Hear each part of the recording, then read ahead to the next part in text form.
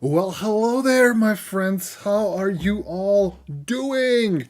Hope you're all having a good time. Welcome to it's a Tuesday, December 16th. It's been ages since I last live streamed, so it's great to see you all. I'm making a very impromptu live stream because I've just recently got something amazing. Actually, today I got some amazing goodies. So I got some vintage computing stuff, and I was like, you know what? I'm gonna go ahead and unpack it myself. But then, like, no, I also want to record what I unpacked because there's some really cool things there, like an IBM Model M keyboard and a PC XT, a bunch of old software, whole lot of things.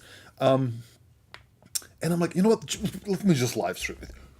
What the hell, right? So, I guess welcome to this like very impromptu live stream about me doing stuff, and there's gonna be a bunch of me moving around and things and stuff. So hopefully gonna try to keep an eye out on all the chat if there is some chat, if I can just find it. Hey, Monish, hey, welcome to the stream, my friend. Welcome. I'm currently live streaming through three locations: LinkedIn, Twitch, and YouTube. So wherever you're catching me, hello, friends. Alan Blockley, hey, there will be chat. Yes, hi, Alan. It's good to see you again, my friend. Hope you're doing well. Okay, so I was trying to set up some music for myself so I can listen to a thing, but apparently I can't do that. But that's perfectly fine. You do let me know if there is any glitches in the video, because as far as I know, I tried a little live stream this morning, like super early on, and I did have some glitches with my video. So if you see me do some kind of glitchy things, let me know. Okay, I'm gonna just find some music. I'm gonna play some music in the background. So let's do something. Let's do, what shall we do? Something like that. I love me some good old. I have a couple of playlists I like to listen to when I live stream, and they're like 2.5 hour long. It's just perfect enough for my for my live streaming needs. So let's see. Okay, that works well. I'm gonna assume you don't hear any music, which is optimal. Um, Michael Wong, hey Michael, hey, yes, new toys. Yes, I will be showing off some new toys. So if we're trying to like things happen, yeah, yes, exactly. I may be consumed by the grid. Just so you know, Alan Block. So folks, if you don't see each other's chat, I see all of your chats at the same place. I don't have, I don't have a thing set up currently, so it will show up on the screen here, but please bear with me. That's gonna come at one point. So I've moved my live streaming setup from my office upstairs, from my game room upstairs to my office upstairs, and now I'm in the garage. Hence the different thing here. But you get to see my little top down camera, where I'm gonna put stuff. It's not the highest of quality cameras, but I think we can live with this somehow. So yeah, got my tea ready and got everything ready. So let me go get the first box, and we're gonna start to play around. I got these things from a gentleman here in Seattle. So I'm gonna make sure to not show any sort of personal information. I think it's all gone, but I will just double check before I do. So please bear with me, my friends. I'll be back in 2 minutes. A minute. I can yell at you from the beyond the desk, but it's good. This thing does not have anything. Okay. So, chat. I have something very special. It's a prized possession, I must say right now. Definitely a prized possession. This chat is an IBM Model M keyboard. Amazing. It's in box. It's not brand new. It was used. But this thing was bought in 1986 by this gentleman I got this off from. So he kept it amazingly nicely inside of this box, and it's here. We're gonna look at it. We're gonna unpack it, unbox it to say, right, is this gonna be an okay shot? I think it's gonna be okay. I will be flipping back and forth between a couple of different shots. Yeah, I think this is gonna do nicely. Okay, so let's start off. It's Seattle, old TNT Express. If somebody knows what TNT shipping is, yeah, fun. So, look at this. Look at this. Oh my god. Okay. Oh my god. Beautiful, beautiful. Oh my god. See, IBM.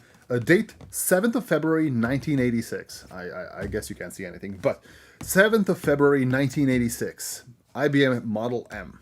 This game, this might give you kind of like a little reveal. What are we dealing here with? I have an IBM computer, PC Model XT, with a keyboard, with a printer. I don't have the original monitor though. I do have an original monitor upstairs. Yes, upstairs. But this one didn't come with the original monitor. It did come with a monitor, but not the OG one. So I will be playing around with this thing as we head along. So let me switch back to this thing, and then slowly. One moment. I'm gonna move a couple of things. Put this back. Oh. Remember when keyboards used to come in like big old boxes? Okay. So, if you can see here, IBM. Oh. Model M, 1986, February. So, it is still in its box. Again, it's not brand new. I think it's not brand new. But it is definitely well kept. This gentleman has really taken care of the equipment I got from him. And I just want to say he's a champ because he gave this all to me for the price of a donation to a charity. So look at this. Look at this. Does anybody know what this is? Does chat know what this thing is here? Yes. Yes, chat. Do you know what this is? It is. Yes, absolutely it is. It is it is one of those overlays, I think. Yes. I don't know where this would go. I know where this would go, actually, yes. So, oh my god, it's a collection of overlays. Look at this. Collection of overlays. Huh. Look at that. And they're all blank. When I say blank, I mean they have like the keyboard, and there's like you can fill stuff in. So if you look at stuff, like you can legit come in and just kind of fill out the details. I guess back then people were just kind of still getting used to keyboards and things. So this is impressive. But you can see that it's been opened. So I'm not the first one to attempt to work with this thing. Okay, so putting this away for a second, I'm gonna try to be as. It's so good. Oh, mind you, I have an IBM Model F. I have a new Model F, like a modern version of a Model F. I even have a Unicomp version of a Model M, which is kind of like a weird modern take on the Model M. Modern as in 1997 modern, and also a 2012 modern. But this is actually the first time I'm seeing a Model M here. So, the Model M. The Model M. Look at this. Oh, and it's beautiful. Is this the... I need to check. Is this the... I'm wondering, does the serial number match or something? I don't know if this is a serial number or something, but there's a little thing here. Wait. So there is a little number on this side that you really can't see that well. But yeah. Oh my god. It even smells. It smells of the 1980s. It's not cigarette smoke, if that's what you're thinking. It smells of this old plastic that they used to use. Okay. Are we ready? Oh my God. Are we ready to try? We're ready to try. Okay. By the way, the keyboard is basically untouched. Like, there's nothing. Yeah, it does cover, exactly. The keyboard itself is brand spanking new. I'm going to switch to this so you can see it. But it is brand spanking new. It feels like I'm looking at the keys right now. It has not been used. Very barely used. Like, I don't even see the... Usually what happens in these keyboards is you see like little finger... So this gentleman that bought it, he used it, but so lightly. Oh my God. Okay. Are we ready for the sound test? Let me move the microphone here slightly. Okay. Are we ready? An IBM Model M, by the way, is a buckling spring keyboard. So if you ask what's the type of switch on this, it's called a buckling spring. It basically looks like a little tube with a spring inside, and when you press the button strong enough, the spring just buckles, just kind of flips, and that's where you get your click. It is incredibly tactile, incredibly loud, and has this very specific sound profile and a feel profile to it. It's just excellent. Huge fan of it. Been using a buckling spring keyboard myself for a while now. Turns volume up. Okay, Alan, let's try. So, ooh. This is a very quiet buckling spring keyboard. Ooh, this feels so nice. You probably don't hear anything, right?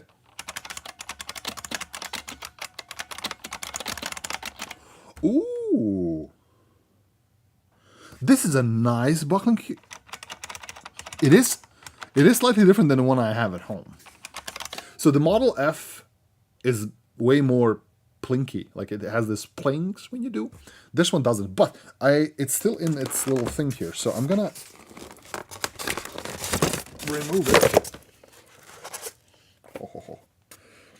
It comes with a DIN cable. It's a DIN cable, but it comes with this weird connector at the end that IBM had for its keyboard. So it came with this kind of a thing, and it came with this just your typical DIN connector.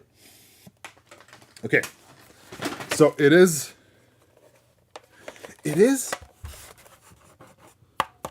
plastic. IBM Model M was plastic. That's why it kind of confuses me, because I have a Model F and a new Model F, but they're not plastic. They're made of metal. This is plastic. So if I go here and you should be able to hear it. Oh, definitely way quieter than your Model Fs. So, ooh.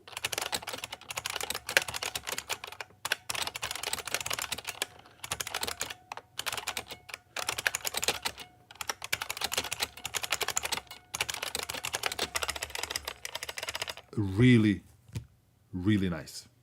I'm a fan. It definitely, now that I'm used to a Model F, definitely feels weaker, but it is so good. So, such a nice keyboard. So, ooh, definitely plasticky, more plasticky than my Model F or the new Model F that I have. But oh my God, such a nice keyboard. As you can see here, Model F, the same thing I have on the thing. So there is something inside. So there is some sort of a plastic thing inside. So we're going to be testing this one out at some point. Nothing seems to be broken per se. Like, all the keys feel okay, I think. So yeah, the keyboard itself works perfectly. Well, feels perfectly, I guess. Excellent. I'm sure more of the long-term IBM heads would know what exact version of this thing is, because looking at the badge, there's a whole thing about a badge, and like this one doesn't have any of the any of the LEDs. But it is definitely a 1984 Model M. So it does have a little grill here. So let me just double check the thing at the back. Yeah, look at that. Amazing. Amazing. Okay, let me put it back, and then we're going to be looking at something else in a second. So,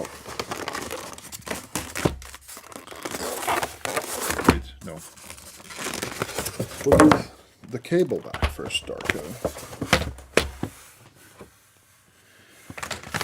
Oh boy. Okay. The good old DIN cable. By the way, for folks out there, DIN. When we say DIN cable or mean these kinds of cables, it's a common name for these types of plugs. But DIN is actually a German standard. So DIN stands for Deutsches Institute of something, and it's the German Institute of Standards. So, so whenever you say a DIN cable or DIN keyboard, you're thinking Germany. So, okay, putting this one back. Does this feel correct? I don't know. This one should be correct. Okay.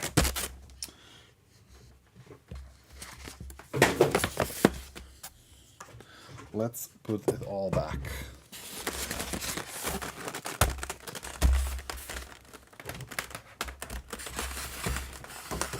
I've never went on to buy an IBM Model M. The reason with why wouldn't you buy an original IBM Model M is that it's missing a couple of quality of life features we're all used to, like N key rollover, and if you hold multiple keys at once, it's gonna beep at you. So it's not a really practical keyboard for the modern world, especially if you like to game. So it's an excellent keyboard to type on, but when it comes to actually doing some gaming or something like that, it leaves a lot to be desired.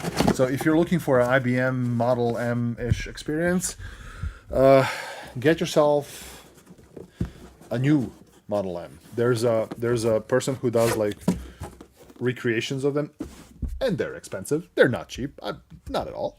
But those would be the better option. They come with a USB controller. They have a bunch of other features that just kind of make sense in 2025. So get yourself an IBM Model M for the sake of having an IBM Model M. If you can find one to save it from a junk or something, get it. But don't get it for the sake of productivity. There's better IBM Model M type keyboards out there. And I guess I'm going to leave a link somewhere, or somebody's going to leave a link somewhere about what is that keyboard. The new Model M. I forgot what the manufacturer is, but yeah, this person basically makes them, mold and everything, and they're made out of metal. Wonderful. Wonderful. Okay. What's next? What should we look at next? Let's look at software. I have a bunch of software pieces that are very iconic, to say the least. So, I'll move this out, and I'll bring it back in a second. I'll bring back something in a second. So, also, I do realize this is a reserved freight from, it says here, from ORD to SCA, so from Chicago to Seattle. So, not sure if IBM had some sort of manufacturing in Chicago. I would assume this in 1986 was still made in America. I do not know. I don't know. It says made in USA, so could be still made in America. So be back in a second as soon as I bring some software.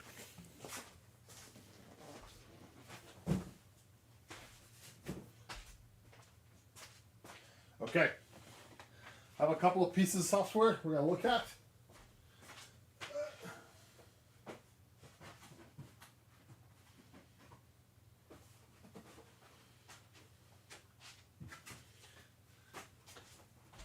Okay.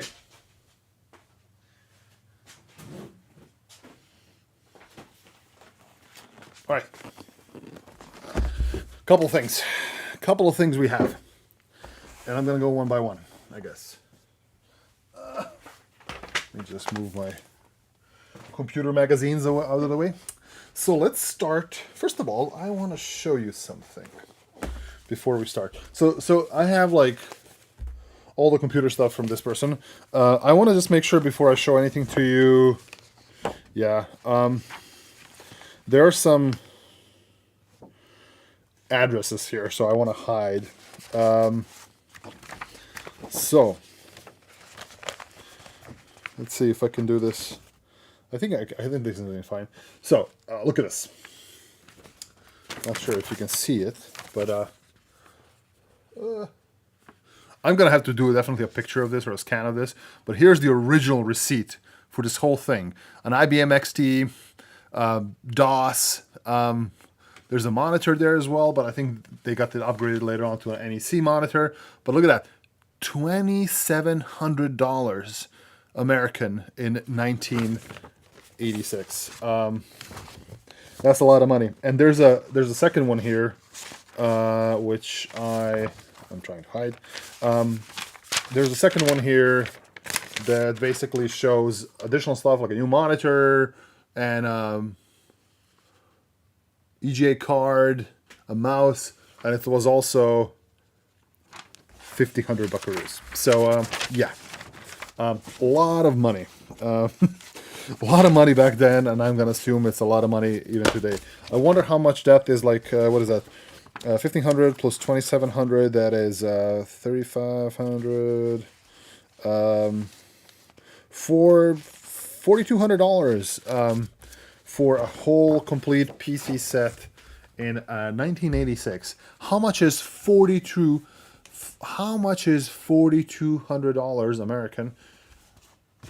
How much is 1986? Well, 4,296 US dollars. How much is it in 2025? That would be 1986 inflation. So that would be $4,200 would be $12,500 today. 12K. Yeah, thank you, Alan. Yes, 12,000 American smackaroos. That is a lot of money for a computer, and even today you can get a lot of computer for that money. I think even if you go like all out and just go like Apple stuff or like even workstation stuff, you can get a lot of computer for $12,000. I think you can max out a Max Studio with all the memory and everything for all of your AI needs with $12,000. So yeah, so fantastic. Okay, so I'll leave this for in a bit, but let's start with. I'll move this in a second. Let's start with this, or this, or this. This, my friends, is PC Paintbrush. It's basically an artistic art software for 1986. It came with a bunch of things. What? Egghead Smart Sector Premium Quality Diskettes. See? Yeah, these are the original discs, and I wonder, did it legit come in these like Egghead Software Smart Sector Premium Quality Diskettes? Egghead won't be undersold. I love it. Discount Egghead Software. So this is from, yeah, it's basically coming in a 5.25-inch floppy disks, and it's meant for an IBM PC. And we'll look at it for a second. So it came with 2 discs. Like any good person out there in 1986, what you did is you basically back up your discs. 1, 2, and 3. Are we missing a 3rd disc? Could be. But basically, you come home, you copy your discs immediately as a backup, just in case you don't want to lose this thing. So, yeah. Floppies. Okay, I'm going to move them here for a second, and then we're going to look at this thing. PC Paintbrush. PC Paintbrush. Love all of that. I also realized I need to find a way. Should I flip? Give me a second. I'm a little bit tired from flipping. Oh no, I can't really do that. No, I can't really do that. Stelly, hey, welcome, welcome, welcome. And a floppy disk drive with a C64. Fun fact: V1 of the disk drive a little slow. Yeah, exactly. So, the Commodore 64. I have it there. The Commodore 64 floppy disk drive was so slow that the only way they could, well, the reason it's slow, by the way, it's because the only way they can reliably create data transfer between a Commodore 64 and a floppy drive is by basically stuffing a Commodore 64 in a floppy drive. So the floppy drive, the 1541 you would buy, actually contained most of the guts of a Commodore 64. So the communication between them went in a weird proprietary way. I think it was some serial connection or something. But basically, those two things would talk to each other. So when you like issue like a list command, you're basically telling the other computer, list me all the files and send me the data. So it was incredibly slow. So hell yeah. Okay, paintbrush, PC paintbrush. Look at that, beautiful, beautiful little thing. Oh my god, that's nice. It was all of the PC paintbrushing you ever wanted. Look at that. And yeah, it was made for IBM PCs, I guess. How far we've come, indeed. Objects on the screen and things and stuff. Wow. Wow, wow, wow, wow. I wonder, I'm a font selector. For all of my graphic design is my passion, friends. Look at that. You get to pick from Roman, sans serif, Greek, script, old English, LT Roman, and Bit5X, and whatever. Yeah. There are two types of fonts you can come with a PC brush: stroke fonts and bitmapped character fonts. Shenanigans. But yeah, I seem to be missing a floppy disk. So good job backing them up. Okay, another fun fact for us modern software developers. This is how release notes used to come in, and this is literally a change log. It's not the change log of the software itself, but like what's new in the version. What's new in this version? So let me give it a read. This latest version of PC Paintbrush now comes with 2 floppy disks. So that's why. That's why it's okay. We're good. See, I read the release notes.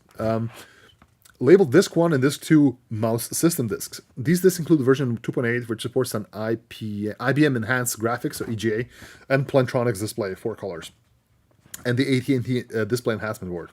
Okay, so a bunch of stuff. This includes drivers for the following input devices: Logitech mouse, GTCO micro digipad, joystick. Remember when we used to draw with joysticks? Mindset Mouth, and Summa Graphics MM961 and MM1201 tablets. Hilarious. It is hard to see. I know. This camera doesn't really do well. I don't know. I think it's partly due to the light. I want to say light is not great here because I have a bunch of lights around me, and I'm trying to kind of like look on both ends. It's not that great, and yeah, so notes for future Darko. I definitely have to fix my little top-down camera here, or maybe come up with a better, proper camera solution, something that can zoom in. To be honest, an iPhone would do really good here. So an iPhone. Ooh, can we do that? Can we do that? Curious Robin, hey, Isaiah, hey friends, welcome. Curious Robin, hey, I saw you on the stream earlier today when I was testing it with my cat, so I do appreciate it. Thank you. Give me a second. I just want to try to do a thing here. Let's see. Can I do this? I'll add a thing. Video capture device. Is this a video capture device? I don't even know. Mac OS audio capture. One second, please bear with me. I'm trying to see if we can make this nicer. Yeah, you stumbled across my test stream. I was literally just like, hey, you know what? Let me try. Okay. Okay, look at that. Hey, look at that. It's a little bit wonky. I apologize. But you get to see stuff way better. Actually, my God, that looks good. Yeah. Wow, that's crazy. So yeah, you get to see all of these things. See, you can use your palette EGA. Look at that. Haha. Shenanigans. But yes, this would come like that. New release versions, supports all of this software. Lovely, lovely, lovely. See, all kinds of international microcomputer software. San Rafael, California. Wonderful, wonderful. And this PC Paintbrush. Excellent. So I'm gonna switch quickly to this thing. I will set up something here. What can I do? What is the fastest thing I can do for this thing to actually hang on to something? Because I do believe I have something here. I have a thing that can hold my phone, but I do not have a thing that can. And I thank you, chat, for bearing with me here. It's a little. It's the first stream in a long time, so I'm trying to readjust. When I'm coming to Toronto, Augusto, I hope to come to Toronto soon. To be honest, I have never been to Canada. Canada would be a great place to go and visit. I am actually just waiting for my immigration situation to kind of clear up. As soon as that is done, I am good to kind of travel, but not for now. So hopefully in a few months. I've been speaking to a couple of people as well from Canada to come and visit and do some stuff, but we will see. Let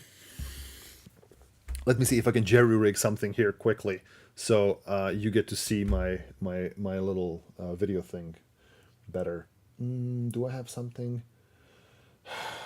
I do not. At least nothing that can be good for this. So I have a little. I can have on my phone here, but it will not be a great experience for you all. It's gonna be just like this, right? Like that. This is not great at all. If I do this, is this better? That's not terrible. This would be okay, right? Yeah. I just need to figure out a way how to do this. Yeah. Okay. I think this is gonna work. I think this will work. Let me. One last thing. I will switch over. Hey Carlos. Hey Micah. Hey friends. Hey. You know, I need to bend the tripod. Yeah, I need all those things. The problem with a lot of those things when it comes to iPhones is that it's not as good for like when an iPhone is a little bit bumpy. So if I switch to an iPhone and you see me hit my table, it gets like wonky. So as soon as I start doing something on my table, the stabilization is not great. This thing here, this camera, is, while it's not a great quality, it is excellent for like for stabilization. So if I switch to that camera and do this, I can do all kinds of things to my table. I can even kind of like hit this thing, and then only when I hit it really like significantly does it actually shake. So yeah. Okay. So also my mess. I know. PC Paintbrush, love it. That's number one. Piece of software, some release notes, backups of the floppy disks, and Egghead Software Smart Sector Premium Quality Diskettes. Egghead won't be undersold. Yeah. Thank you, Isaiah. Oh, thank you so much. I will check that out. GorillaPod Go content. Yeah. So, by the way, I'm pretty sure I have something like this at home. So, yeah. But thank you for sharing. By the way, folks, if you are wondering who is Darko talking to, I stream this on Twitch, YouTube, and LinkedIn. So some folks are coming in from Twitch, some from LinkedIn, and you don't see each other. I don't have the chat overlay here, so sure. But do keep those messages coming. Okay. Next piece of software. So, PC Paintbrush, excellent. Definitely need to test this out. Carlos, what year? This should be, if I'm correct, 2000. Not 2000. This should be 1985. 1985, yes. It is absolutely. 1985. There you go. It is a little bit older than me as well, so yeah. I say he's asking, am I playing Flight Simulator over here? We can talk about Michael. Yes, about Michael Walmsley. If only he knew that somebody on Twitch is talking about him, he will never know. Okay, so let's switch. Speaking of Isaiah, and are you planning to play Flight Simulator? Yeah. Oh, look at that. The wonderful folks over from Microsoft have made this thing. I'm going to say it's 1985-ish as well, I'm going to say. But this is the original, now taking off in colors on RGB monitors. Yes, we have some color. Wonderful. Yes, this is all kinds of great here. Look at us. I love this. Okay, let's see what I haven't opened this one yet, so I don't even know what's coming in. So, let's see. I love a good box. Oh.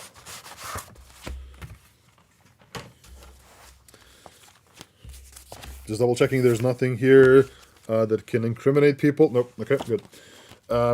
Just a piece of cardboard to kind of keep it rigid, so that's fine. Leave it there, and look at that. Microsoft. Hello, Microsoft. IBM PC Junior. Yes. So this fits both. IBM PC and IBM PC Junior. It has been used here. No, by breaking the seal on this disk, you indicate your acceptance of the license agreement. But of course, as people do good, a backup copy again on Egghead Smart Sector diskettes, Flight Simulator. I wonder what ever happened to Egghead. Does Egghead make Blu-rays or flash drives these days? I don't know. But yes, we have Microsoft Flight Simulator, and 1984. So, well, actually, the original one was 1982, but 1984 is this version, I'm going to assume, from. And we have a lot of stuff here, and controls and joysticks, navigation radio. The Flight Simulator was actually way beyond its time when it came out. Like it was a very advanced piece of software, just for the fact that it can run on an IBM PC with 64 megabytes of RAM, 64 kilobytes of RAM, right, on a single floppy disk. And yeah, it was incredibly impressive what you could get. I mean, it didn't look this good, but it looked really good for its time. So, if you play the modern version of the Flight Simulator, you know how advanced it is, and it can do all these amazing things. But even back in 1984, 1982, this was next level thing. People bought computers just so they can use them with this. You can use a Microsoft. You can use a Microsoft mouse, as you can see here. I think there's even like a little. Look at that. Navigation aids. This is a radio station navigation. So I'm not a pilot, but I know that the pilots used to navigate using radio stations, where they would like kind of rotate specific degrees. I don't know, but like it's impressive to have this thing here. They have an old IBM Model F keyboard as a layout here, which is impressive. Love it. Oh, look at that. Look at the glory of this whole thing. There's even a map. I don't know what the map was, and I'm sure they have like limited maps, but like look at this. Oh, they have They have 4 areas. They had, let me see, New York City, New York and Boston, Illinois, LA, and Seattle. Of course, there was Seattle. But you can see the maps. What? Like, this is the New York, Boston. Look at this. Folks, software used to come with these things. Like, you paid money, you paid. Let's see how much. Doesn't say. Doesn't say. I was kind of hoping there was going to be a breakdown, but you would pay money for the flight simulator, and you would get something that's actually like, look at this flight simulator, the Seattle area. Look at this. It's the Puget Sound area here in Seattle. There's Bayview. That's Bayview Airport, or Bayview. There's Painfield up in Everett. There is SeaTac. There's Boeing Field. There's a grass strip in Issaquah. There's a Olympia as well. Like, all of these places legit exist. It is crazy. Yeah, Curious Orbit. I agree. Vintage computing with actual manuals. I don't know. Maybe because I'm getting older, but like, it feels like when I look at the computers and stuff like this, it feels so good, because it's like, oh, this is slower. This feels okay. I'm okay with this. I do like this. I do like this. So it's it feels a little bit more. I don't know. I'm all for like moving fast and doing stuff, but it feels a little bit more kind of like, oh, we're gonna actually spend a lot of effort to make this thing and produce it, and people will buy it and enjoy themselves and whatnot. So remember Joy of Software? I should rename my channel to Joy of Software. I said I Get Software was bought out by Amazon in December. Really? Wait a second. I say, is this Eggheads? Yeah. Wow. Ha! Amazon owned. Look at that. I mean, hey. That is impressive. Okay. Today I learned. Golden Age of Media, instructions with games, background story. Exactly. All of those things came out. And we're going to look at a couple more things here as well. Curious Orbit from Google AI. Microsoft released in 1982 for IBM PC. Was sold software $40-50. More than original floppy disk. That is rare. Sealed collections. Wow, $4,700,000. Wow. $4,700 for a sealed copy of Flight Simulator. I'm not gonna sell this. It's not sealed, number one, but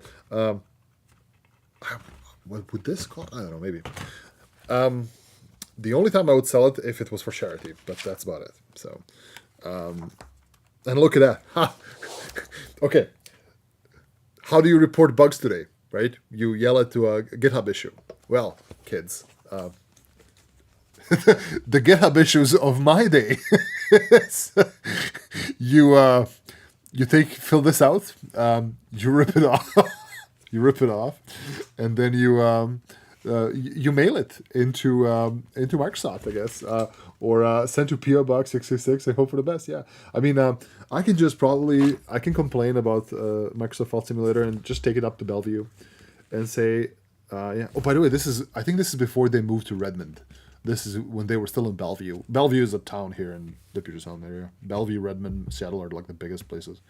Yeah, software. Hot damn! Wow, I love it. Oh my god. Okay. Putting this thing back in.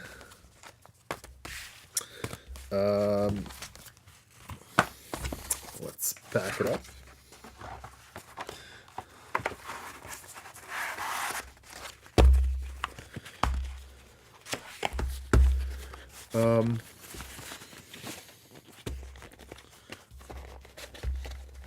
I know you folks are used to like more productive live streams from me and like doing some coding, but that's coming as well. Don't worry. I've just reset my live streaming setup here today, so we can do that. But let's start with something a little bit more lighthearted here.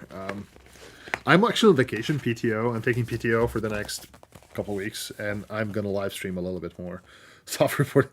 Yeah, I don't know how long it used to take people to fix those bugs with that. Like, I'm gonna assume you basically mail it in, and if anybody here has been long enough here, do people respond? Do you get mail back saying like we fixed it, or here's the updated version of the software thing? Yeah. Oh yeah, well don't we let agents do coding now? Well, yeah, I mean that'd be fun, right? Just have agents build my stuff in the back. I should just have like Kiro here, just kind of like start doing stuff as we look into old software and reminisce like the old people we are.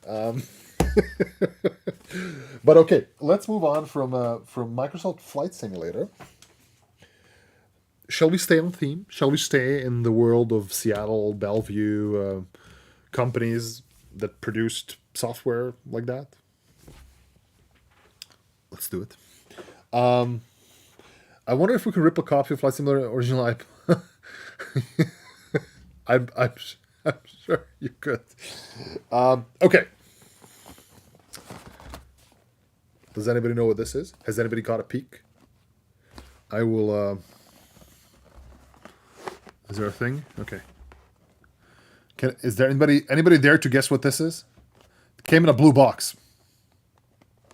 Came in a blue box. It's from Seattle. Well, from the area. A TARDIS. It is the TARDIS blue. I would say so. But it is not a TARDIS. It's not. Okay. So I think this is I don't want to say the oldest piece of software. I have older software, but this is one of the oldest pieces of software. I think the most famous piece of software I own. And most people here would recognize it. Although I would say most people here would not recognize the logo. Because the logo has changed. I say it says Word. It's not Word. I do have Word. Somewhere. It's not Word. It is not Word, but it's a good guess. Not Word Perfect. No.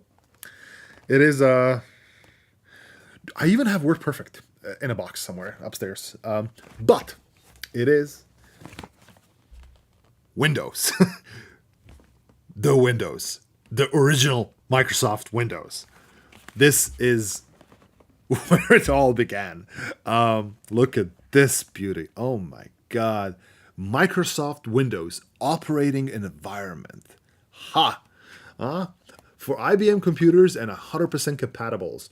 Minimum requirements, 300 and, what does it say here? 320K memory, DOS 2.0 or higher. You need a DOS, by the way. You need 512K, one double-sided disk, and a hard disk. But look at this. Look at this old thing. Product of the year. Picked as the product of the year by the Software Publishers Association. Yes, Windows 11. It's just chop off that one and you get this is. Special offer. Free copies of Microsoft Windows Write, a writing program, and Microsoft Windows Paint. So interesting enough that Paint used to be called Paint. Here we go. Paint used to be called Paint, but then they changed it to Paintbrush. I think until Windows 3 or Windows 95, it was called Paintbrush, and then they switched it over to Paint in Windows 95. So I don't know when Windows Paint became Paintbrush, and then back to Paint again. So yeah, but yes. Oh, the back of the box. Look at this. Look at this. Look at this beautifulness. Beautifulness? Is that a word? No. But this is how Windows used to look like. It was basically a little environment within DOS. You get this what's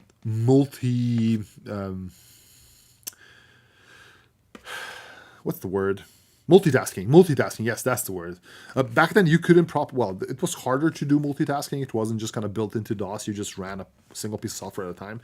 So Windows introduced something called multitasking. It didn't introduce it, but it came with Windows. So use Microsoft Windows to integrate with the many tasks you perform with your computer. Work with several programs at the same time. Including popular applications like Lotus 123, DBase 3, IBM Writing Assistant, and more. Switch between multiple applications, That was a selling point there, my friends. Without quitting them. Using either a keyboard or a mouse. Run more applications that can fit in memory at one time. Yes. So basically, what it would do, it would offload the applications onto disk and then load them back into memory. Because remember, you had very limited RAM back then, and amazing. So let's open it up and see what do we have here. So I'm gonna be very careful with this box because it's so nice. Oh no. That doesn't look like it. What is this? I'll put this like that. What is this? I get this. But what is this? This seems way more new. Am I crazy? Yeah, this is 1993. So this is op 3.1. Okay, wrong thing. This is also, I'm going to say, 3.1. Yes. So this snuck itself into a box. So this is not the correct Windows. This is 10 years later. So let's see what this is. Is this is it? Yes. Okay. So I'm just gonna have a look here, just so I don't have anybody's data leaked. This looks okay. So registration cards. You could basically register your software. There's a registration number. I don't know why people register software. Did you get updates for it? Again, way before my time, but like, would people register their software to get updates to their software? Sure, I guess. So yeah, you do this. You get like a little registration card, and then you basically just register and. Product replacement cards. Okay, there you go. Microsoft. So I guess if something broke or something. Yeah. Okay. And this would be a business reply email. There used to be like this is you could you lick this, and then you fold it and you glue it and you send it as business email. Business mail. Shenanigans. And then of course, in the box, we get. Oh my god. Look at this. Exquisite the high performance software. Oh my god, this is gorgeous. Oh. It smells like old. But look at this is the old Microsoft logo, by the way, if you haven't realized. I'm old enough to remember this. They would send you replacement disk. Okay, there you go. So that makes sense, right? So like if something went wrong, you just So, but look at this, the high performance software. I need this on a shirt. I need this on a t-shirt. The high performance software. 1986. 2 years before I was born. It came in 5 discs. I do wonder what the discs are. Like, are the discs... you can install it to a hard drive, as far as I know. But, like, would you constantly be disk swapping this thing? I assume so, yeah. Okay, I think I have more of... Well, I'm going to leave this outside. I think I have more when it comes to Windows, this specific version, in a different box. Please bear with me, my friends, as I grab that. So, I have another whole collection of things, and I think one of them is Windows.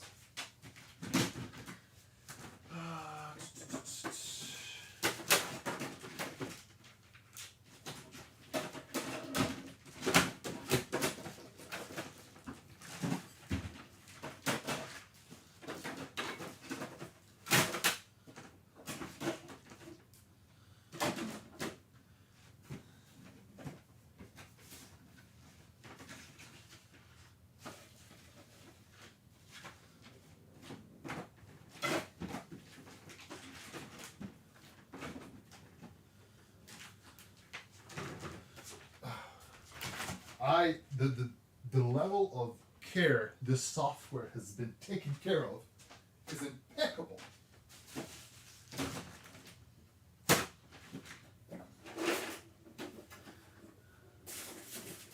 So many blank floppy disks, cables, printer ribbons.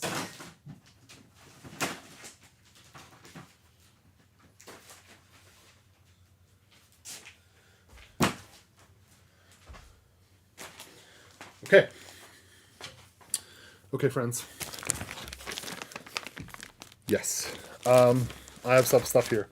So one moment, please. I need to go back to this thing. Okay. I'm just double checking just so there's no stuff you shouldn't be looking at. Okay. I think we are okay here, so I'm gonna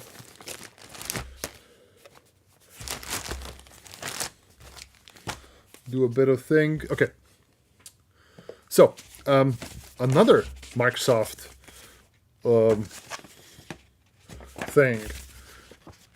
I don't know what this is. Let's see. Is this Windows? Oh, again, high performance software, but it's lessons for systems without a hard disk, demonstration disk, DOS quick reference, lessons for a system with a hard disk. I wonder, this is just for DOS, right? I'm gonna assume this is just for DOS. So, okay, cool. This is exclusively for DOS. This has nothing to do with Windows, but look at this. Oh my God. When you start with us, you can stay with us.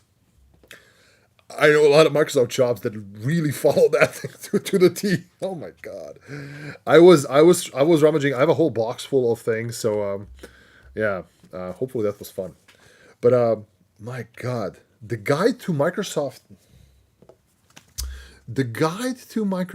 products for the MS-DOS and Xenix operating systems. Does anybody know what Xenix is? Xenix. That's a name I haven't heard in a long time. My God. Xenix. I think it was Microsoft's attempt at Unix or something like that. Never had a chance to work with it, but Xenix was that, or partly that. Okay, I'll leave this on the side because I want to finish the Windows shenanigans here because no, this is learning DOS. No, I thought it was Windows thing. No, is that it for my Windows? Huh. Well, that's a shame. I thought there was going to be more Windows stuff. We'll rummage through this in a second then. So I'm gonna just put this here. Put this there. Put this there. I'm gonna pack up my Windows thing here, so you get to see my thing here. So I'm gonna put this back like that. Maybe I can call Microsoft for a refund. Tell them this doesn't work. This doesn't work with my system anymore for some reason, and then I'll just put it back. And here. Yeah, it also came with these. Again, this doesn't belong here, so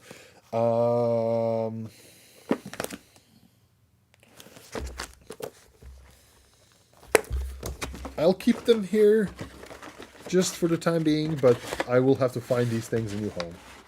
Because, well, yes, cool, that's nice. It doesn't really belong.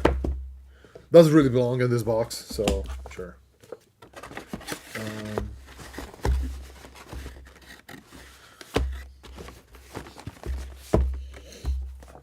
Will both of these fit? Sure.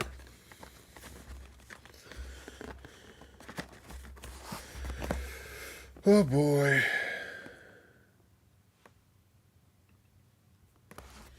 Some financial institutions are still using DOS-based systems with a mix of cloud. It's kind of cool. Yeah, I mean, depending on how deep you go into like government institutions, you will find a lot of ancient things. And you know what? I can't blame some of them because a lot of the times, if it ain't broken, right? Sure, just let it do its thing. So I'm not terribly against that, if that makes sense, right? So as long as it's secure, it's fine. Okay, so let's dig through a couple more things. So this is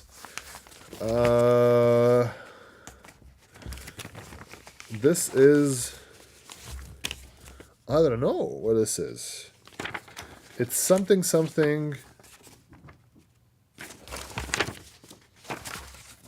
Oh, Lotus 123 Q command menu map for Lotus 123. When it comes to 123, Q books will have the. Oh, this is from like a book. Wow, look at that. Yeah, made books. So look at this. This is a diagram of the menu system in Lotus 123. Because sure, it's again one of the things you kind of have to understand back in the day is that people just didn't know computers. Computers were very brand new, and especially for folks out there doing business and like most of their skill sets were in the business or whatever kind of area they worked in. Computers were not part of that skill set, and people spent money and everything on like things to teach them computers. So this is it's a thing that happened. Okay, so we saw this. This is the DOS learning thing, but I think it all came from here. So, a quick reference card for IBM. For a printer. Okay, I have a printer, by the way. I have a pro printer. I got a pro printer in the box. So I said, did I buy all these? No, I didn't buy it. So at the start of the stream, I said that there was a gentleman in my area that was basically giving them away. Well, not giving them away, but he asked if anybody wants them. He's willing to give them away for a price of charity. So you donate something to a charity, of whatever charity you want, and yeah, I gave money to the Salvation Army because that's what I think is good. I don't know. Gave it to the Salvation Army, and he just gave it to me. So I do truly appreciate that. It's not, I would probably buy this, but it's such an incredible state that I would just thank you, person who gave me this or sold me this or traded this, whatever. Okay, DOS. Here are some DOS goodies. You get these like command quick reference cards, user guides for DOS, and I have the boxes for DOS. I'll show you this in a second as well. But these were great. Like IBM used to give out these like little things. So this is not even Microsoft. This is IBM. So this is IBM. It says disk operating system, DOS. I don't think there's any mention of Microsoft here at all. It's literally IBM DOS. I don't think it was called PC DOS. It was just DOS. I'm sure they mentioned Microsoft somewhere here because Microsoft owned a bunch of patents. So, but IBM DOS. There's application setup guide. Look at this. Beautiful. And you how you create directories. Well, let me do it like this. How you create directories and copy files and fixed disk setup and just fantastic. Diskettes and supported applications not described in this book. Moisture in the atmosphere 1.0, groundwater. Okay. Electric Poet and related courseware. Early computer were weird. It's just PFS file, personal editor, changes for... okay. This is also kind of a patch to the documentation. Basically, they would give you these little things, changes for the application setup guide, right? Just certain things, they made mistakes in this, but they already printed like all of them. So the way they would like correct themselves is they would include a little piece of paper inside. It says like, here's a set of corrections for a mistake we made. So, yeah. Okay. One more thing. Oh, look at this. Look at this. Welcome to the world of personal computing with IBM. Hot damn. Look at this. Oh, what is this? What is this? Is this a collection of books? Come on. I'm trying to be very careful. Okay. Wow. Charlie Chaplin. So Charlie Chaplin used to be like a kind of a... This is not Charlie Chaplin. It's a person that looks like Charlie Chaplin. It used to be like the mascot for it, or like they were placed in all of the IBM ads. So yeah, early IBM PCs just had this character. But look at this. Look at all the software. Oh, look at the big box silver things. Ah, beautiful. So, but like, this is a again, software came in this thing. Thank you for purchasing a personal computer from IBM. We appreciate your expression of confidence in selecting IBM. When are my friends from Anthropic going to thank me for using Claude? Thank you for your interest in Claude Anthropic 4.5. We thank you for your purchase. When I'm going to get a thank you purchase from Anthropic, send me a welcome to the world of AI agents, something. Send me something like this. I want a welcome into the world of Claude. So yeah, it's interesting because it says like a bunch of stuff here, like very truly yours, personal computer consumer relations before developer relations. I love it. This is impressive. And then you have, of course, a bunch of programming tools, and this is just like a book thing. Oh my god, no, not book thing, software thing. Oh, look at that. You can buy like filing assistance, reporting assistance, document retrieval assistance, a fixed disk organizer, PC storyboard, file command, PC writer, what else? DOS, right? Fortran 2.0, compiler, basic compiler, macro assembler, all of this software you could buy from our friends at IBM. Okay, a couple more things. Learning DOS, a book from Microsoft, actually, this time, not IBM, but it's from Microsoft on learning DOS.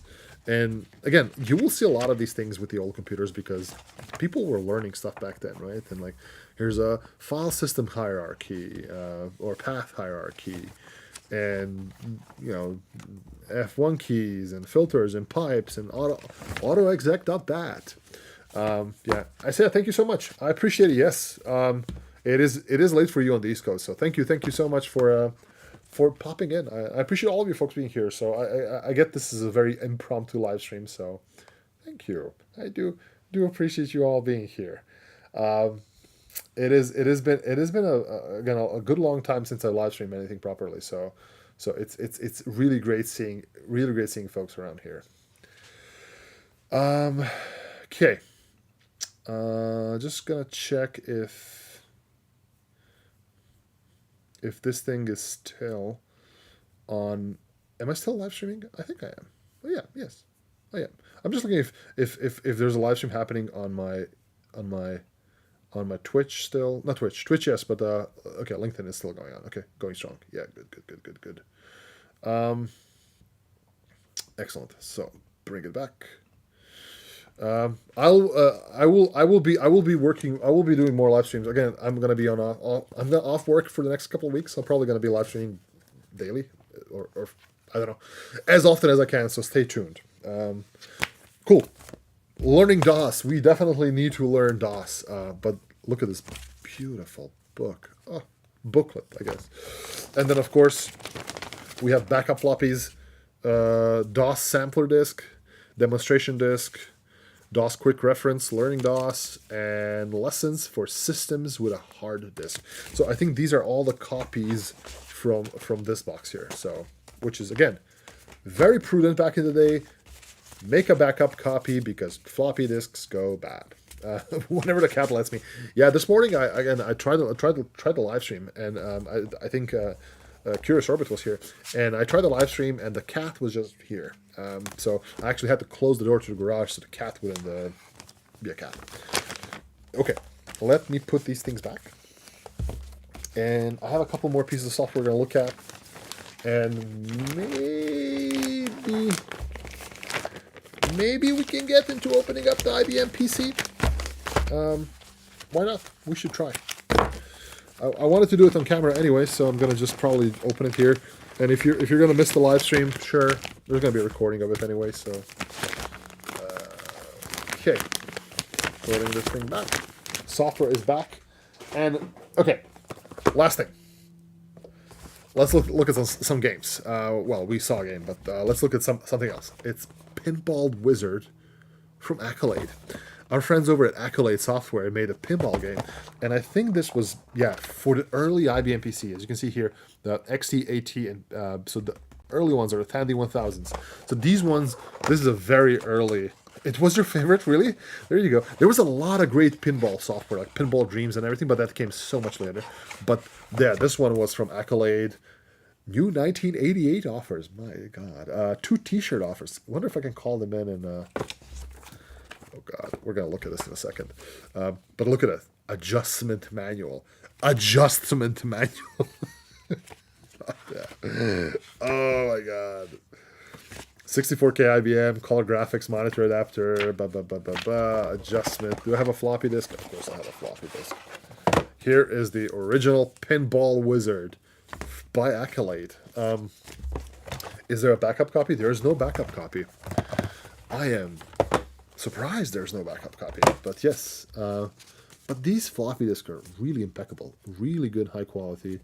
1987. So this was a little bit later in the time of, at least compared to when this computer came out. Again, this whole computer and everything I have here was bought in 1986. So this definitely came a little bit late. But 1987, okay. And since it's 1987, we're going to have a look at their... because this is the new year, my friends. We're going to celebrate 1988 with Accolade. We're going to see what our friends from Accolade want us to buy in 1988. So, Accolade games, you don't just play them, you live them. Sure. The flip side of fantasy is reality. But you can see the wackiest miniature golf game in the world.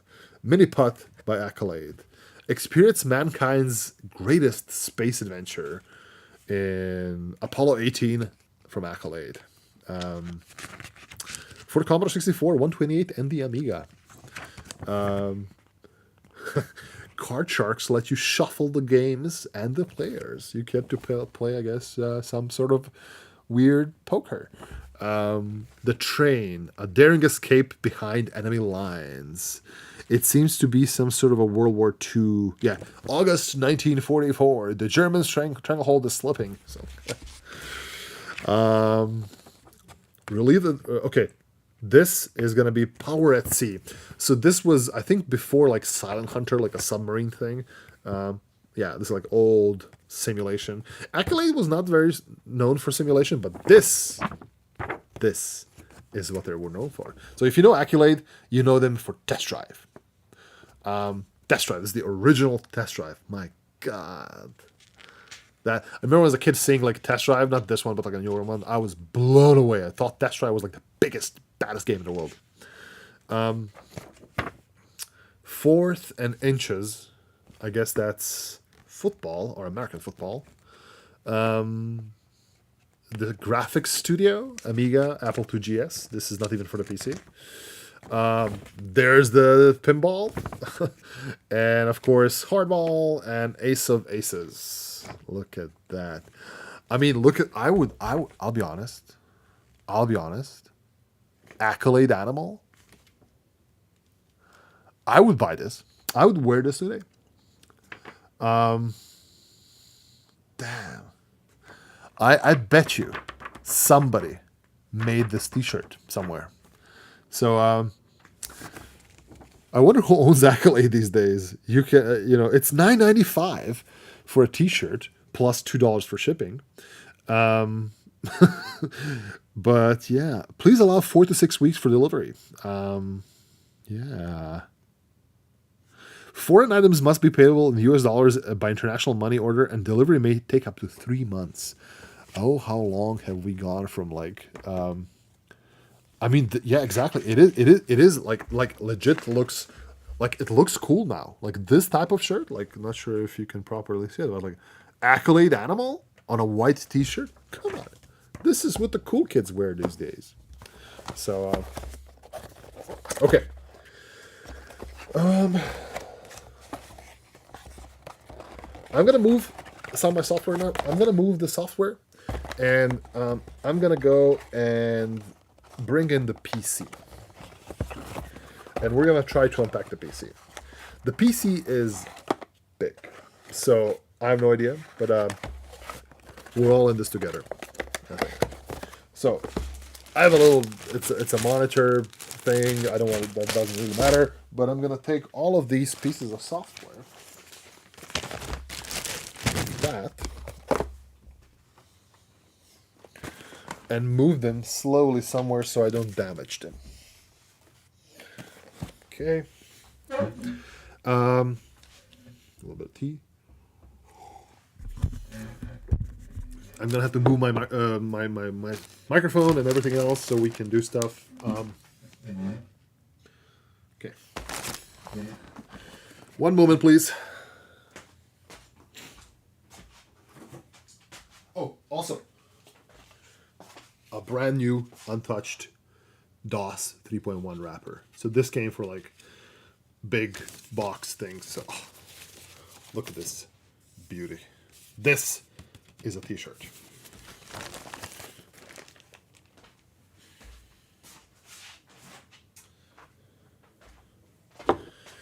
Okay.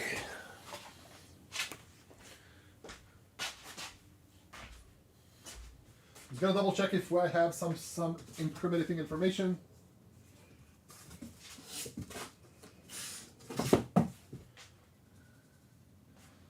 I think okay.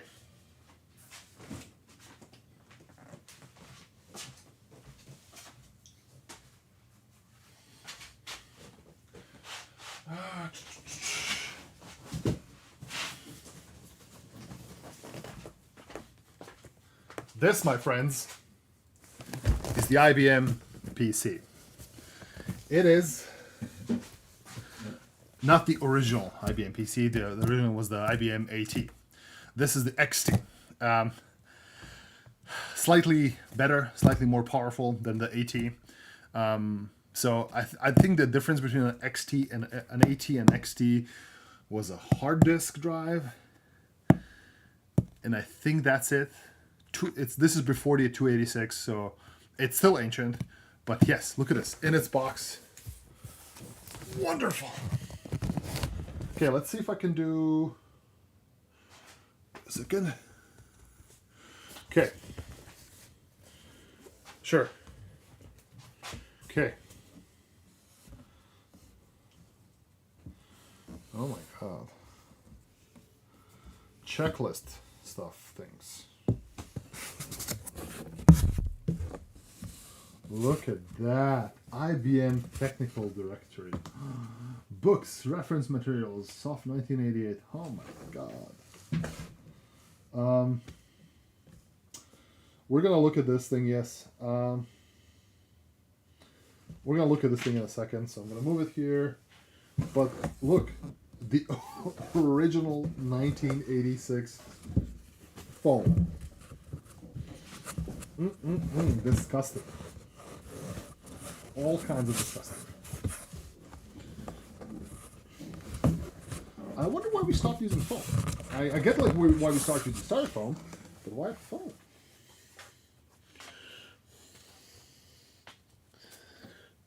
Ooh.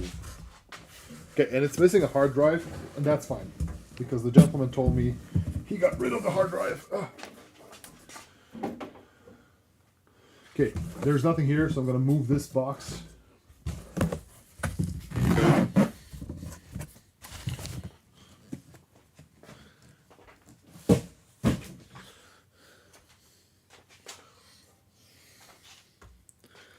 This is the PC. Look at it. Look at it. Glorious. Glorious. So, the IBM PC XT, with a bunch of things in the back. Wow. I'll turn this around in a second. I'm just looking at what we have here. A bunch of serial cards and things. So, if you don't remember, this is how you turned on an IBM PC. It had this wonderful, chunky switch. So let me do a thing here. My microphone, and Amazing.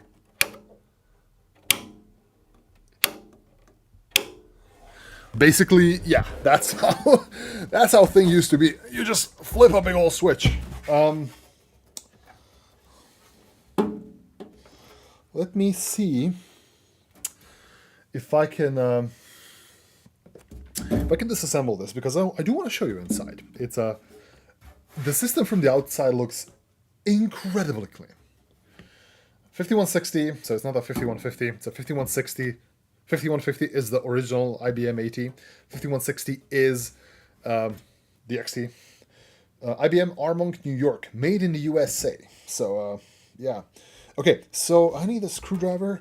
It's a flathead screwdriver, so, oh my god. Shows you the age. I'll be back in a second. Let me get a thing. So we can disassemble.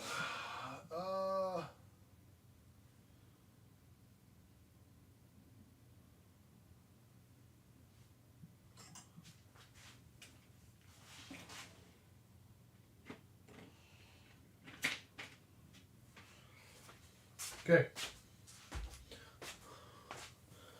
I don't have any of the fancy Instagram, YouTube influencers, tech influencers, screwdrivers. I have a screwdriver. So let's go ahead and open this thing up.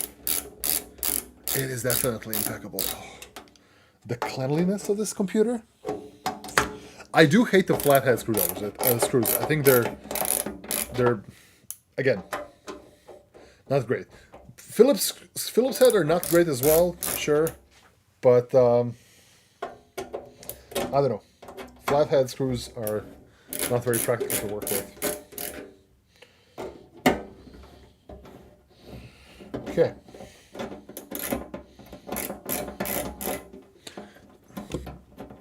I don't think I've ever disassembled a computer on stream. I work a lot with computers. I've fixed computers, but I don't think I've ever did it on live stream. So you get to see it. You get to see it here first, folks. You were hoping for the Santa, so like I was hoping to get myself one as well. Like I was considering those influencer screwdrivers, and I don't know. I was close to just pulling the purchase trigger, but I'm like, Adam Savage, you know Adam Savage of Mythbuster fame. He said something that kind of stuck with me. If you want to enjoy your hobby, start off with the shittiest tools you can. So while that influencer screwdriver is probably really good, I'm like, hey, I'll survive with the shittiest screwdriver I can for now. So, wow. Okay.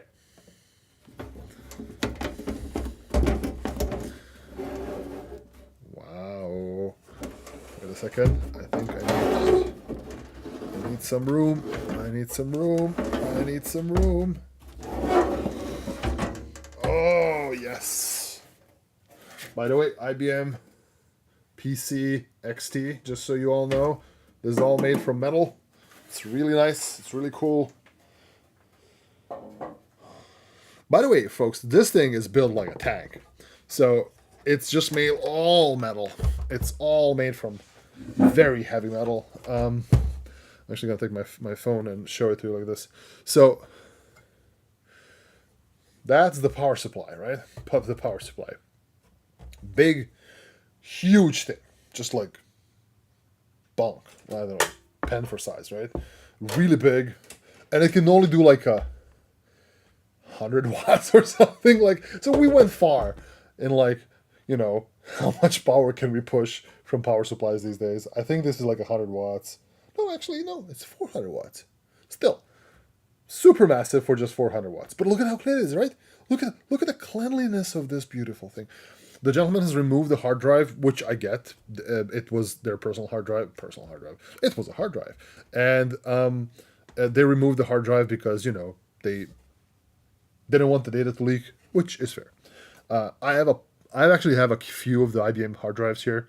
I will not put them in because, to be honest, I may as well just use like one of those PCI XT to ID adapters and just boot off this thing from an ID compact flash card.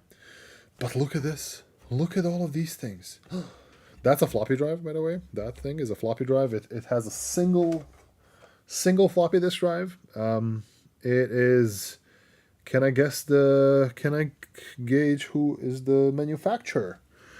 It's made in Japan, so it could be Panasonic. It could be Sony. It can be somebody else. I can't really.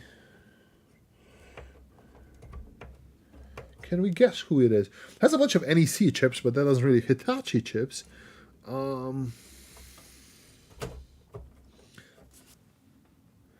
It is a YD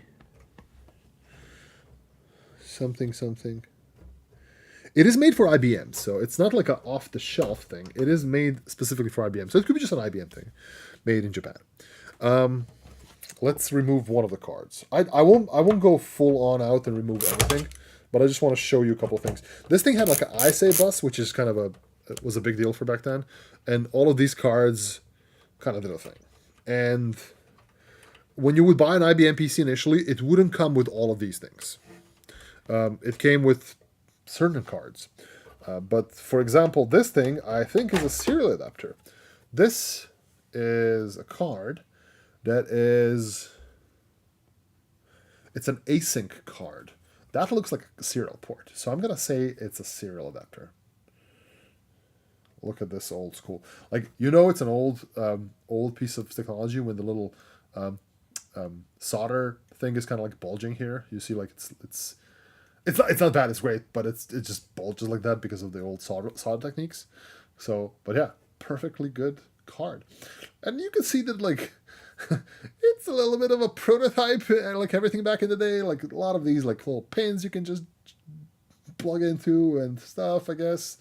But yeah, this was made by, we don't know.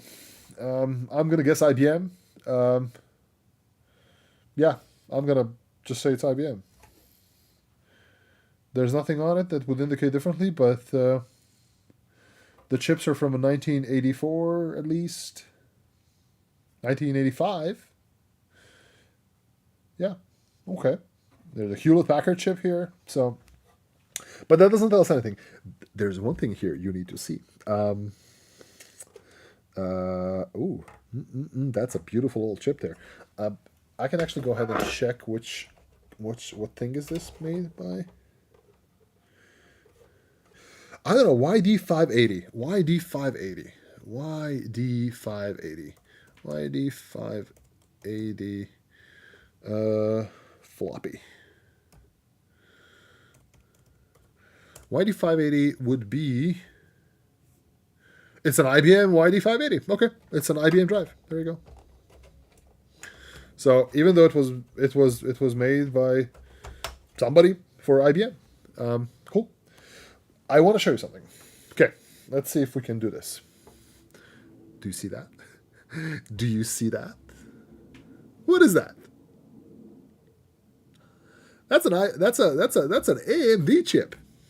Look at that, an AMD 8088. Yeah, AMD just made Intel chips. I mean, it's not an Intel chip, but 8088 is an Intel thing, and AMD made it. Look at that. This is where the coprocessor would go. This one doesn't have a coprocessor, so this just has like a normal. Come on. This just has a normal chip, normal CPU. Like, this is where like a 80. What's the name of the math coprocessors? But yes, something. There's a 8087, I think, is a math coprocessor, or is it 8087? I don't know. But there would be a math coprocessor would go here, and yeah, that would just give your system a little bit more of an oomph. It's chips. It's a video card. Yeah, it's a video adapter. So this one actually outputs a couple of different things. It outputs through composite, and this is going to be TTL. This is your analog monitor type of deal. Well, look, this is not VGA. This is basically CGA or TTL type of logic. So if you have a TTL monitor, which I do somewhere there, this thing is for that. This is a floppy controller. This card here would be a floppy disk controller. This thing would basically, you hook up your floppy disks to it, but it also has an external floppy disk connector. So this thing would be an external floppy disk control. 4 to 8 megahertz, yes, yes. I mean, I think originally it's 4.7 megahertz, but yes, it can go to 8. So floppy disk, yes, you can plug in external floppy drives using this big. It looks like a parallel port, but it's way bigger. So this thing is what made the XT a little bit different. It's the hard disk controller. This thing would basically you plug in your hard disk through this ribbon cable here. There you go. Come on. Yeah, and that plugs in here. So that's how you get your computer. Well, your hard drive working on this thing. This I'm gonna go wild and say this is some sort of a serial / parallel card thing. I don't see anything on it. It says COM. I don't really know what this is. A parallel. Okay, all the way down there, you can see. Just make it out. Parallel card. So yeah, this is a parallel port. So for your like parallel printers. This I don't know. What is this? Is it the same? Yeah, it looks like a serial cable, but that's huge. That's okay. I think my guess on this thing, and I'm gonna take it out. So I'm gonna put that there. My guess this is gonna be one of the combo cards. So back in the day, when these computers used to come, and please just put a counter. How many times did I say back in the day? Back in the day, computers used to come with like these multi-function cards. They would be like a serial card plus a RAM expansion and a few other things. I do think the IBM model XT came with 64K of RAM by default, but then you can expand the RAM by adding either plugging it on the board itself, like you could fill these like little RAM slots, or by getting extra external memory cards. I don't know if this is that. It does look like that, so I'm gonna just give it a good old pull out here and see what we're dealing here with.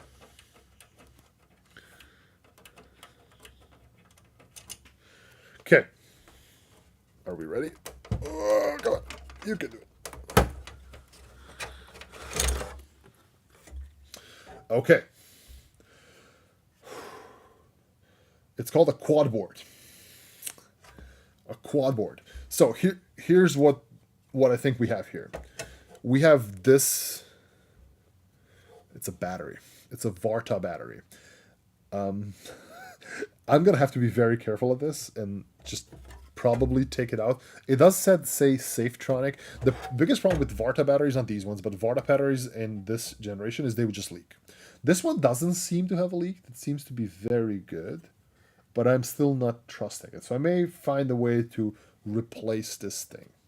But yes, quaderboard, quadra RAM. There's some RAM here. The battery here is likely for a real-time clock, and that's my guess here. A real-time clock, some RAM or RAM, and yeah, and a serial port. So this looks like a WD8250. Maybe a parallel port adapter or something like that. It doesn't have like any pins, so like it's not like a. Sometimes I would guess like maybe it could be a floppy disk controller, but no, it is something. So I don't know. I guess it's good as anybody here. So copyright 1984, quad board, quad RAM. Shall we Google? Let's Google. So IBM PC quad board.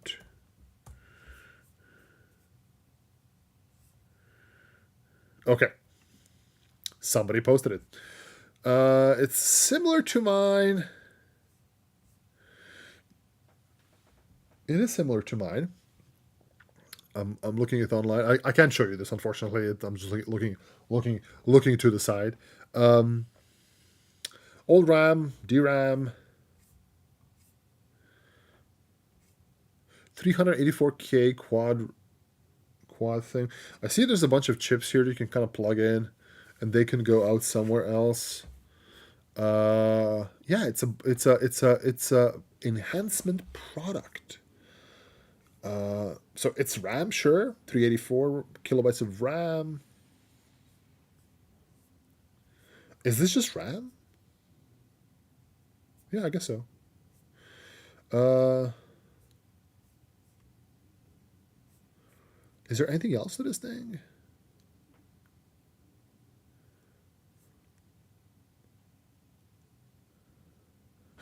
By the way, even though it's a RAM thing, there is no RAM on this. Like all of these chips are, all of these sockets are empty. So I dare to say that like even though this thing is in, I think it's just used for the serial port here.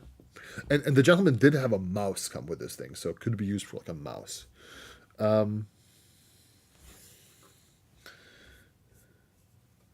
Yeah, I could plug in stuff here for sure.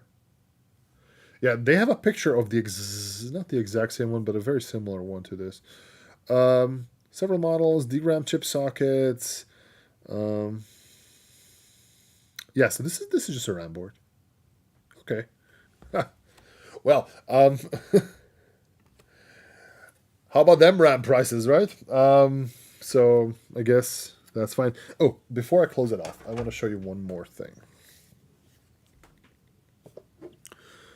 So this is a 256 to 640K system board. So that's the XT board here. That's a little bit of RAM here as well, but there you go. From this perspective, that's wonderful. No copying permitted. All rights reserved. All kinds of things. Wonderful, wonderful, wonderful. Okay. Putting it back.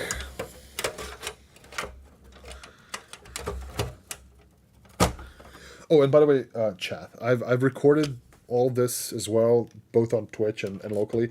So I will likely look to post this online, maybe a little bit edited, maybe some interesting bits from this whole thing. So if you stuck around the whole time, thank you. Thank you so much. Okay. On the back, by the way, I do realize my camera is gone. Is it gone? Okay, again. Yeah, I do realize on the back, oh, there we go. Come on, you can do it. There you go. On the back, there's not a lot of connections. There's literally there's the keyboard connector, the DIN connector, and just whatever we have in the back. So that was it. There was a power socket, but there's nothing beyond that. So it's a very, very, very simple computer for the time. Okay, so let me do a little bit of this. Ooh. Ooh. Look at these cork bottoms. Hey, these are cork feet. And put this thing back.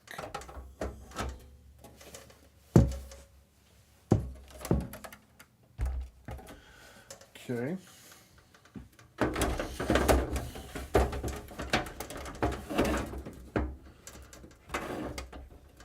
You always want to try to get them back exactly the way you got them in.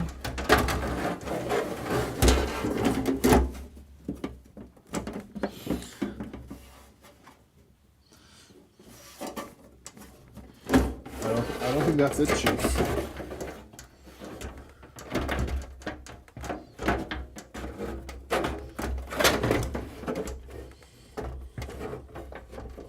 But that is definitely it.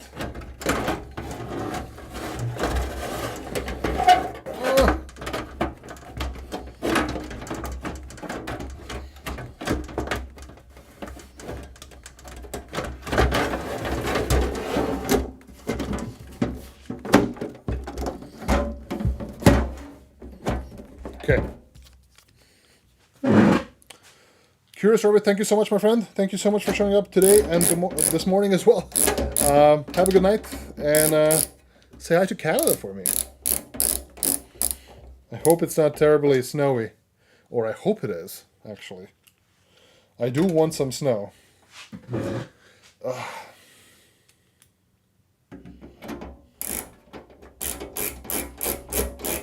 I will call it a night too as well soon. I'm just trying to wrap this whole thing up. But it was a good example live stream. I still need to go test out how my whole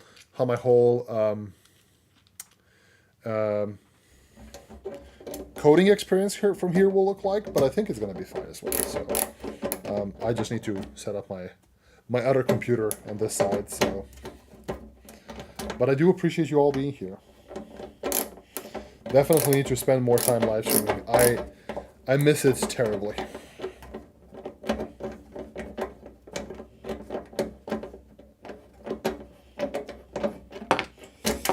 Okay, trying it in different screw hole.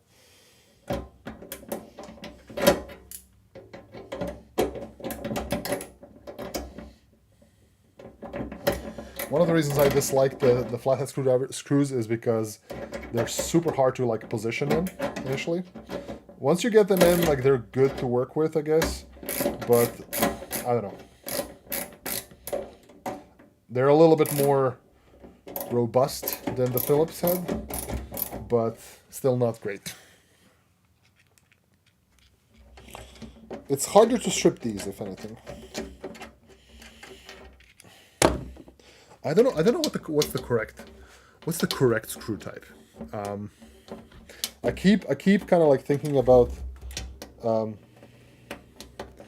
what are they called? Hex ones being like the best ones, but I don't know. I managed to screw up a couple of hex screws as well, so I'm not. Oh my god, what is going on here? This one doesn't want to cooperate.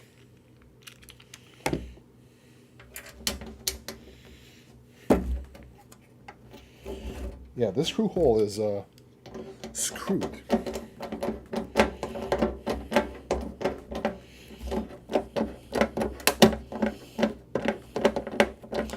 Feel like I'm damaging something, but them's the kicks. Okay.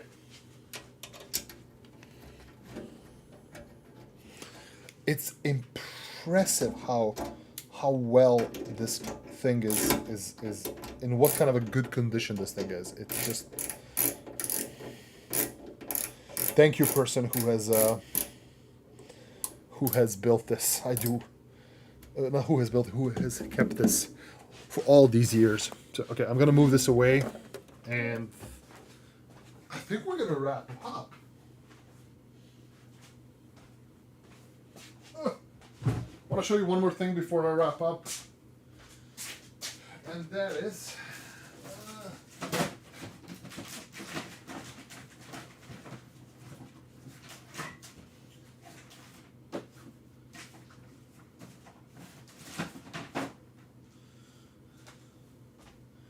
okay.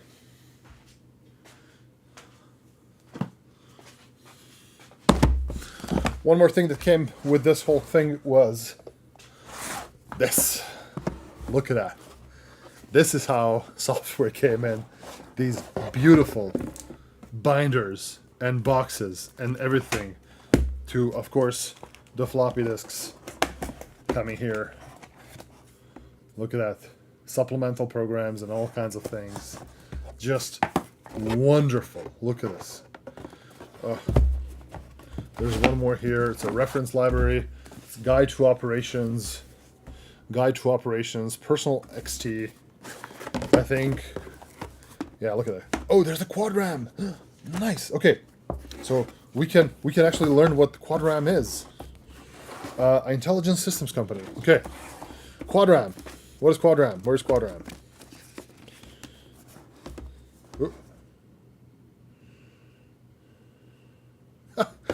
Okay. Love it. The person left a note. Boeing Electronics Company, I guess. Shoutouts to Boeing. Video 7 Incorporated, Vega graphics boards, 1-800. There's a BBS software update and new high-res drivers for graphics. Alright, oh my god. Alan, thank you so much, my friend. I appreciate you. Thank you. But you could download drivers. It's a quad E. Oh, it's an EG. I don't think that's an EJ card. Is it? It's not an EJ port. Interesting. Okay. Maybe something? An EGA card? Odd. Okay. Yeah, this is... Ah, I see. Okay. It had these little expansion things. Yeah, so that is an RS-232 connector. I was correct. But it has a ribbon cables, game port connector, and a parallel printer. Okay, so, okay. I see. You can attach this bracket, additional bracket. I wonder, did I get that bracket? Little thing. Wow. That is tough, man. I don't know. I'm a sucker for these things. If you ever want to make me happy, it's just one of these. And I have a couple of books here. Some of you may know that I collect books. I collect all computer books, and I don't have these. Graphics primer for the IBM PC. Look at this beautiful thing. This is how to do graphics, I guess, patterns and randomly drawn things. I think one day we just have to go through one of these books and just kind of follow the statements here. Just kind of draw a rectangle in IBM PC. And I'm going to assume, yeah, this is BASIC, as in the programming language. So, yeah, look at this. Wow. Okay. Then, glorious. Look at this. Look at this. My God, the golden diskette. PC DOS, introduction to high performance computing. Heck yeah. Wow.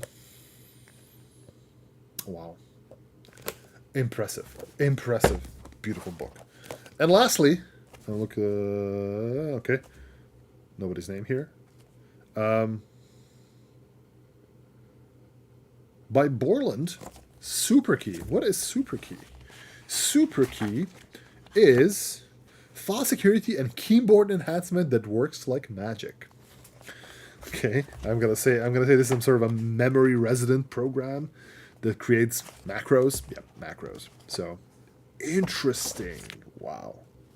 SuperKey turns 1,000 keystrokes into one. Increase your productivity by 50% or your money back. I do. Very much interested to see how that was measured. But yes, my friends, those are the books. The Golden Floppy, the IBM PC graphics, and your SuperKey, 50% more performant or productive or your money back guarantee. This was fun. I want to thank you all for joining me here on Twitch and on LinkedIn and on YouTube. I will leave this live stream up. I will probably take a bunch of cuts from this for like a YouTube video or something that I'll post. But it was very fun doing it because, again, I wanted to open these things. I wanted to kind of react to them in real time. And I may as well do it on a live stream, so why not? So I'll see you all around for some future live streaming. Well, I'm gonna do more. So far, I'm gonna go and actually see if this computer works. So yeah, it was fun. Thank you all. Have a good night. Have a good rest of the week, and I'll catch you soon here on Twitch, LinkedIn, YouTube.